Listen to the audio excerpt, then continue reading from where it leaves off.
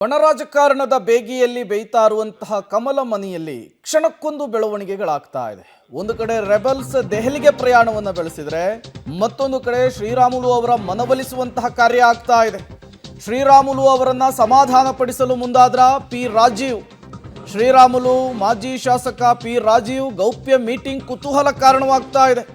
ಗದಗದ ಶ್ರೀರಾಮುಲು ಮನೆಗೆ ಭೇಟಿ ಕೊಟ್ಟಿದ್ದಾರೆ ಪಿ ರಾಜೀವ್ ಅವರು. ಶ್ರೀರಾಮುಲು ಮನೆಯಲ್ಲಿ ಇಬ್ಬರು ನಾಯಕರ ಮಹತ್ವದ ಚರ್ಚೆ. ರಾಮುಲು ಮನವೊಲಿಸಲು ತೆರಳಿದ್ರ ಮಾಜಿ ಶಾಸಕ ಪಿ ರಾಜೀವ್ ಅನ್ನುವಂತಹ ಪ್ರಶ್ನೆ ಸಹಜವಾಗಿಯೇ ಮುನ್ನೆಲೆಗೆ ಬರ್ತಾ ಇದೆ. ಹೇಳಿ ಕೇಳಿ ಪಿ ರಾಜೀವ್ BY ವಿಜಯೇಂದ್ರ ಬಣದಲ್ಲಿ ಗುರುತಿಸಿಕೊಂಡವರು. ಅವರು ಈಗ ರಾಮುಲು ಅವರನ್ನ ಭೇಟಿಯಾಗಿರೋದು ಸಹಜವಾಗಿಯೇ ಕುತೂಹಲ ಕಾರಣವಾಗ್ತಾ ಇದೆ.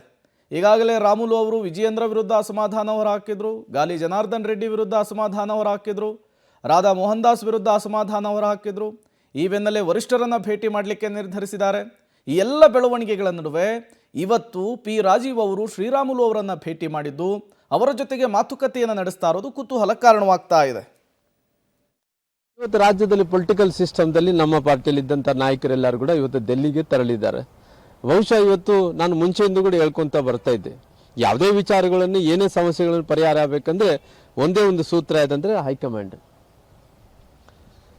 ಒಂದು ಸೂತ್ರ ಇರೋ ಕಾರಣ ಇವತ್ತು ಹೈಕಮಾಂಡ್ಗೆ ಎಲ್ಲ ನಾಯಕರು ಎಲ್ಲರೂ ಕೂಡ ಹೋಗಿದ್ದಾರೆ. ನಾನು ಪ್ರತಿ ಸಾರಿ ಹೇಳ್ತಾ ಇದ್ದೆ, ಮಾಧ್ಯಮಗಳಲ್ಲಿ ಕಾಣಿಸ್ಕೊಡೋದಕ್ಕಿಂತ ಹೈಕಮಾಂಡ್ ಹತ್ರ ಕುಂತು ಏನಾಗಬೇಕು, ಏನು ಮಾಡಬೇಕು, ಏನು ಮಾಡಿದ್ರೆ ಪಾರ್ಟಿಗೆ ಚಲೋ ಆಗುತ್ತೆ, ಅದ್ರ ಬಗ್ಗೆ ಯೋಚನೆ ಮಾಡಬೇಕಾಗುತ್ತೆ.